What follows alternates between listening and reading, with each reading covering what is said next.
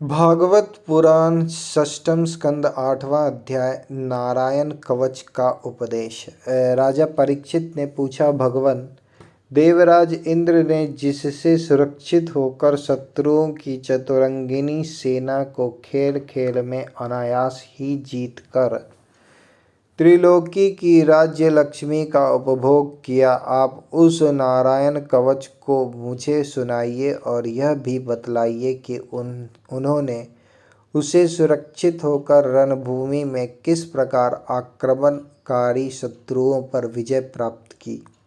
श्री सुखदेव जी ने कहा, परीक्षित, जब देवताओं ने विश्वरूप को पुरोहित बना लिया तब देवराज इंद्र के प्रश्न करने पर विश्वरूप ने उन्हें नारायण कवच का उपदेश किया। तुम एकाग्र चित्त से उनका श्रवण करो। विश्वरूप ने कहा, देवराज इंद्र, भय का अवसर उपस्थित होने पर नारायण कवच धारण करके अपने शरीर की रक्षा कर लेनी चाहिए।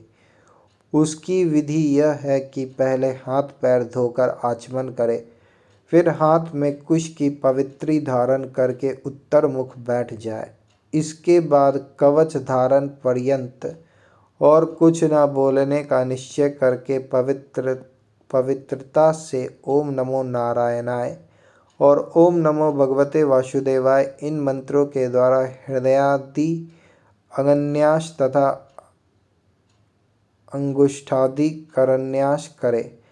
पहले उन्हें ओम नमो नारायणाय इस अष्टाक्षर मंत्र के ओम आदि 8 अक्षरों का क्रमशः पैरों, घुटनों, जांघों, पेट, हृदय, वक्षस्थल, मुख और सिर में न्यास करे अथवा पूर्वोक्त मंत्र के मकार से लेकर ओंकार पर्यंत 8 अक्षरों का सिर से आरंभ करके उन्हीं 8 अंगों में विपरीत क्रम से न्यास करे।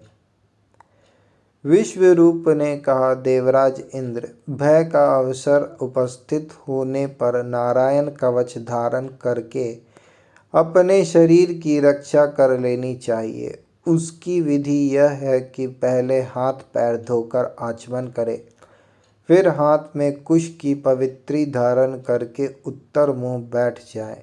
इसके बाद कवच धारण पर्यंत और कुछ न बोलने का निश्चय करके पवित्रता से ओम नमो नारायणाय और ओम नमो भगवते वासुदेवाय इन मंत्रों के द्वारा हृदयादि अगन्यास तथा अंगुष्ठादि करन्यास करे। पहले ओम नमो नारायणाय इस अष्टाक्षर मंत्र के ओम आदि 8 अक्षरों का क्रमशः पैरों, घुटनों, जांघों, पेट, हृदय, वक्षस्थल, मुख और सिर में न्यास करे अथवा पूर्वोक्त मंत्र के मकार से लेकर ओंकार पर्यंत 8 अक्षरों का सिर से आरंभ करके उन्हीं 8 अंगों में विपरीत क्रम से न्यास करे।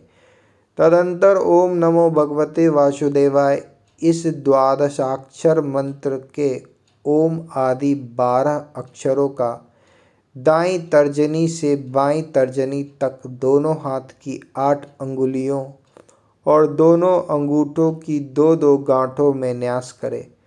फिर ओम विष्णवे नमः इस मंत्र के पहले अक्षर ओम का हृदय में व वी का ब्रह्मरंध्र में, षट का भौहों के बीच में, न का चोटी में, वे का दोनों नेत्रों में और न का शरीर की सब गांठों में न्यास करे। तदंतर ओम मह अस्त्रवाय फट कहकर दिग्बंध करे। इस प्रकार न्यास करने से इस विधि को जानने वाला पुरुष मंत्र स्वरूप हो जाता है। इसके बाद समग्र ऐश्वर्य, धर्म, यश, लक्ष्मी, ज्ञान और वैराग्य से परिपूर्ण इष्ट देव भगवान का ध्यान करे और अपने को भी तदरूप ही चिंतन करे। तत्पश्चात विद्या, तेज और तपः स्वरूप इस कवच का पाठ करे। भगवान श्री हरि गरुड़ जी की पीठ पर अपने चरण कमल रखे हुए हैं अनिमा आदि 8 सिद्धियां उनकी सेवा कर रही हैं। 8 हाथों में शंख चक्र ढाल तलवार गदा बाण धनुष और पाश फंदा धारण किए हुए हैं। वे ही ओंकार स्वरूप प्रभु सब प्रकार से सब ओर से मेरी रक्षा करे। मत्स्य मूर्ति भगवान जल के भीतर जल जंतुओं से और वरुण के पाश से मेरी रक्षा करे। माया से ब्रह्मचारी का रूप धारण करने वाले वामन भगवान स्थल पर और विश्व रूप त्रिविक्रम भगवान आकाश में मेरी रक्षा करे। जिनके घोर अट्टहास से सब दिशाएं गूंज उठी थी और गर्भवती दैत्य पत्नियों के गर्भ गिर गए थे, वे दैत्य युद्धपतियों के शत्रु भगवान नृसिंह किले जंगल रणभूमि आदि विकट स्थानों में मेरी रक्षा करें। अपनी दाढ़ों पर पृथ्वी को धारण करने वाले यज्ञ मूर्ति वाराह भगवान मार्ग में, परशुराम जी पर्वतों के शिखरों पर और लक्ष्मण जी के सहित भरत के बड़े भाई भगवान रामचंद्र प्रवास के समय मेरी रक्षा करें। भगवान नारायण मारन मोहन आदि भयंकर अभिचारों और सब प्रकार के प्रमादों से मेरी रक्षा करें। ऋषि श्रेष्ठ नर गर्भ से योगेश्वर भगवान दत्तात्रेय योग के विघ्नों से और त्रिगुणाधिपति भगवान कपिल कर्म बंधनों से मेरी रक्षा करें। परमर्षि सनत कुमार कामदेव से है ग्रीव भगवान मार्ग में चलते समय देव मूर्तियों को नमस्कार आदि न करने के अपराध से, देवर्षि नारद सेवापराधों से और भगवान कच्छप सब प्रकार के नरकों से मेरी रक्षा करे। भगवान धन्वंतरी कुपथ्य से, जितेंद्रिय भगवान ऋषभ देव सुख दुख आदि भयदायक द्वंद्वों से, यज्ञ भगवान लोकपवाद से, बलराम जी मनुष्यकृत कष्टों से और श्री शेष जी क्रोधवश नामक सर्पों के गण से मेरी रक्षा करें। भगवान श्री कृष्ण द्वैपायन व्यास जी अज्ञान से तथा बुद्धदेव पाखंडियों से और प्रमाद से मेरी रक्षा करें। धर्म रक्षा के लिए महान अवतार धारण करने वाले भगवान कल्कि पाप बहुल कलिकाल के दोषों से मेरी रक्षा करें। प्रातःकाल भगवान केशव अपनी गदा लेकर कुछ दिन चढ़ आने पर भगवान गोविंद अपनी बांसुरी लेकर, दोपहर के पहले भगवान नारायण अपनी तीक्ष्ण शक्ति लेकर और दोपहर को भगवान विष्णु चक्र राज सुदर्शन लेकर मेरी रक्षा करें। तीसरे पहर में भगवान मधुसूदन अपना प्रचंड धनुष लेकर मेरी रक्षा करें। सायंकाल में ब्रह्मा आदि त्रिमूर्तिधारी माधव सूर्यास्त के बाद, ऋषिकेश अर्धरात्रि के पूर्व तथा अर्धरात्रि के समय अकेले भगवान पद्मनाभ मेरी रक्षा करें। रात्रि के पिछले पहर में श्रीवत्स लांछन श्रीहरि उपास, उषा काल में खड्गधारी भगवान जनार्दन, सूर्योदय से पूर्व श्री दामोदर और संपूर्ण संध्याओं में काल मूर्ति भगवान विश्वेश्वर मेरी रक्षा करें। सुदर्शन आपका आकार चक्र रथ के पहिए की तरह है। आपके किनारे का भाग प्रलयकालीन अग्नि के समान अत्यंत तीव्र है। आप भगवान की प्रेरणा से सब ओर घूमते रहें। जैसे आग वायु की सहायता से सूखे घास फूस को जला डालती है, वैसे ही आप हमारी शत्रु सेनाओं को शीघ्र से शीघ्र जला दीजिए। कौमद की गदा आपसे छूटने वाली चिंगारियों का स्पर्श वज्र के समान असहाय है। आप भगवान अजित की प्रिया हैं और मैं उनका सेवक हूँ, इसलिए आप कुष्मांड विनायक यज्ञ यक्ष राक्षस भूत और प्रेतादि ग्रहों को अभी कुचल डालिए तथा मेरे शत्रुओं को चूर चूर कर दीजिए। संग श्रेष्ठ, आप भगवान श्री कृष्ण के फूंकने से भयंकर शब्द करके मेरी शत्रुओं का दिल दहला दीजिए। एवं यातुधान प्रमथ प्रेत मातृका पिशाच तथा ब्रह्म राक्षस आदि भयावने प्राणियों को यहाँ से झटपट भगा दीजिए। भगवान की प्यारी तलवार, आपकी धार बहुत तीक्ष्ण है। आप भगवान की प्रेरणा से मेरे शत्रुओं को छिन्न भिन्न कर दीजिए। भगवान की प्यारी ढाल, आप में सैकड़ों चक्राकार मंडल है। आप पाप दृष्टि पापात्मा शत्रुओं की आंखें बंद कर दीजिए और उन्हें सदा के लिए अंधा बना दीजिए।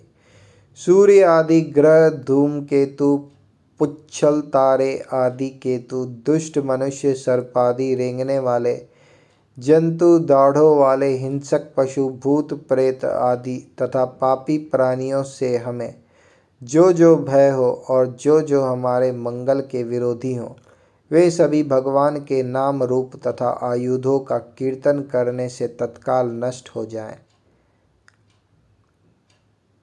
बृहद रथंतर आदि सामवेदीय स्रोतों से जिनकी स्तुति की जाती है, वे वेद मूर्ति भगवान गरुड़ और विश्व के सेन जी अपने नामोच्चारण के प्रभाव से हमें सब प्रकार की विपत्तियों से बचाएं।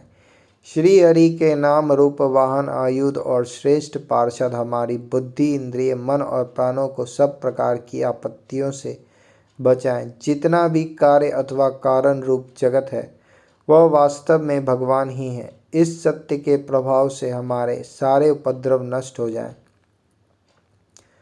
जो लोग ब्रह्मा और आत्मा की एकता का अनुभव कर चुके हैं, उनकी दृष्टि में भगवान का स्वरूप समस्त विकल्पों भेदों से रहित है। फिर भी वे अपनी माया शक्ति के द्वारा भूषण, आयुध और रूप नामक शक्तियों को धारण करते हैं। यह बात निश्चित रूप से सत्य है।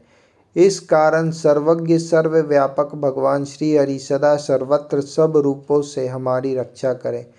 जो अपने भयंकर अट्टहास से सब लोगों के भय को भगा देते हैं और अपने तेज से सबका तेज ग्रास लेते हैं, वे भगवान नृसिंह दिशा विदिशा में नीचे ऊपर बाहर भीतर सब ओर हमारी रक्षा करें। देवराज इंद्र, मैंने तुम्हें यह नारायण कवच सुना दिया। इस कवच से तुम अपने को सुरक्षित कर लो।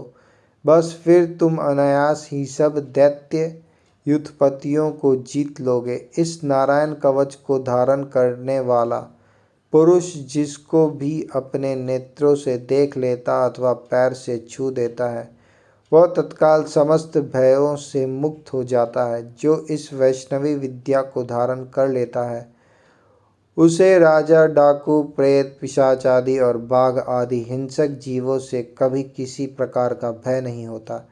देवराज, प्राचीन काल की बात है, एक कौशिक गोत्री ब्राह्मण ने इस विद्या को धारण करके योग धारणा से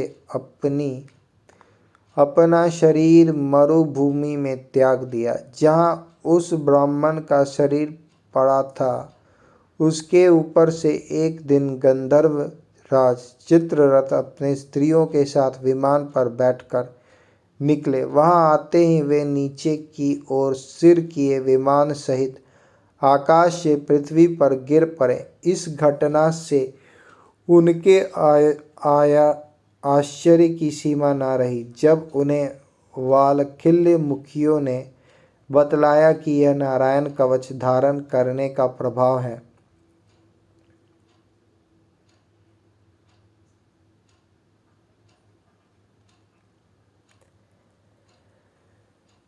तब उन्होंने उस ब्राह्मण देवता की हड्डियों को ले जाकर पूर्व वाहिनी सरस्वती नदी में प्रवाहित कर दिया और फिर स्नान करके वे अपने लोकों को चले गए।